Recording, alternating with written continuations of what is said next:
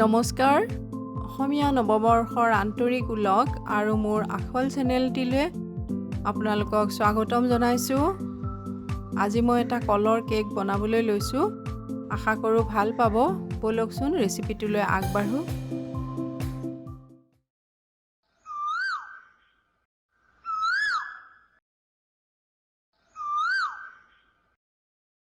এয়া মই 7টামান মালভোগ কল লৈছোঁ।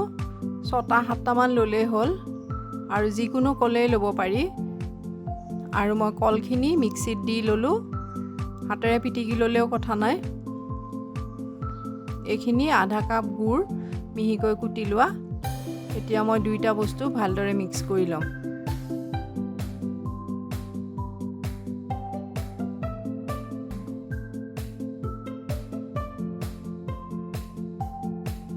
ইয়াত এতিয়া মই 2 চামুচমান ৰুকা নাৰিকল দিছোঁ। নাৰিকল আছিলে কাৰণে দিছোঁ, নাথাকিলে আপোনালোকে নিদিলেও কথা নাই। নাৰিকলটো দিলে খাবলৈ কেকটো যথেষ্ট সোৱাদ হয়। আৰু ইয়াত মই এতিয়া আধা কাপ ৰিফাইন তেল দিম।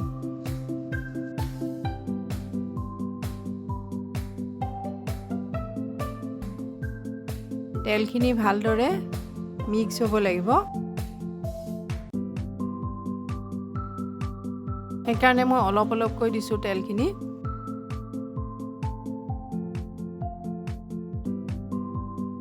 মই আজি যিটো কেক বনাবলৈ লৈছোঁ, সাধাৰণতে সকলোৰে ঘৰতে এই বস্তুখিনি যোগাৰ থাকেই, গতিকে যেতিয়াই তেতিয়াই বনাব পৰা এটা ৰেচিপি। আৰু মই আটা ব্যৱহাৰ কৰিছোঁ। আটা দিছোঁ 1.5 কাপ। ইয়াত মই এতিয়া দিম 1 চামুচ বেকিং পাউডাৰ আৰু ফ্লেভাৰৰ কাৰণে মই 1 চামুচ ভেনিলা পাউডাৰ দিছোঁ। মই ভেনিলা পাউডাৰ আছিল কাৰণে পাউডাৰ দিলোঁ। ভেনিলা এছেঞ্চো দিব পাৰিব আৰু নহ'লে যিকোনো ইলাচি গুড়ি, কমলাৰ বাকলি গুড়ি যিকোনো এবিধ মিলাই দিলে ফ্লেভাৰটো ভাল হ'ব। এতিয়া মই গোটেই বস্তুখিনি ভালদৰে চালি মিলাই ল'ম।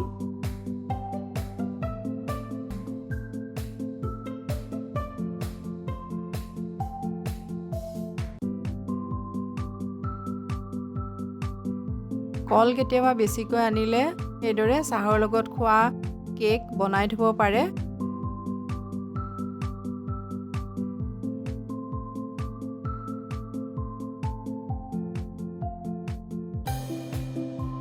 আৰু এতিয়া মই অলপ দিছোঁ গাখীৰ।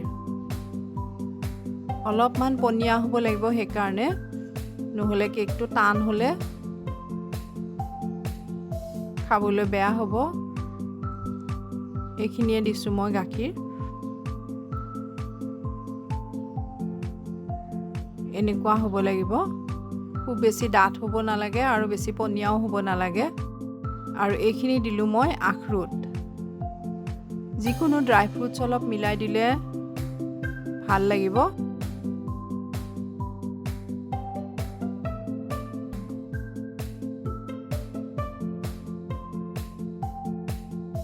এতিয়া মই অভেনটো প্ৰিহিট হ'বলৈ দিছোঁ 200 ডিগ্ৰীত 10 মিনিটৰ কাৰণে।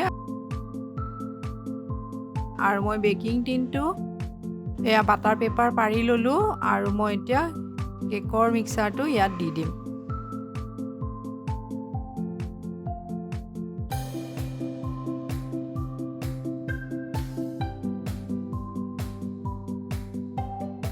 আৰু ওপৰতো অলপ আখৰোট মিহি মিহিকৈ কুটি থোৱা মই এনেকৈ দি দিছোঁ। যিকোনো ড্ৰাই ফ্ৰুটছ অলপ দি দিলে কেকটো দেখিবলৈ ধুনীয়া লাগিব।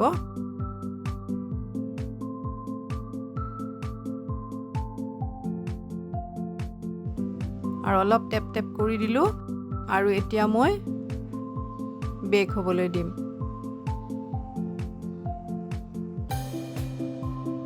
(180 ডিগ্ৰীত 40 মিনিটছৰ কাৰণে কেকটো বেক হ'বলৈ দিছোঁ।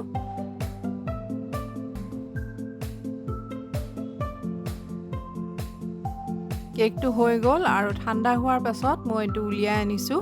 এয়া চাওক, কেকটো খুব বেছি নুফুলে, কিন্তু ভিতৰটো যথেষ্ট কোমল আৰু খাবলৈ সোৱাদ লগা হয়। আখৰোটখিনি ওপৰৰ পৰা দি দিওঁতে দেখিবলৈ ধুনীয়া লাগিছে। এতিয়া মই আপোনালোকক কাটি দেখুৱাম।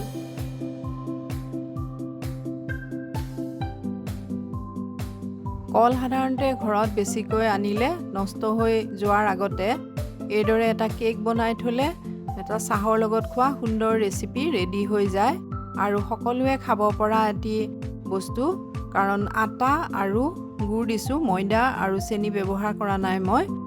আশা কৰোঁ আপোনালোকে ভাল পাব আৰু বনাই খাই চাব, আৰু যদি ভাল পায় এটা লাইক কৰিব, শ্বেয়াৰ কৰিব আৰু মোৰ আখল চেনেলটি ছাবস্ক্ৰাইব কৰিলে আগলৈ এইদৰে নতুন ৰেচিপি পাই থাকিব। ধন্যবাদ।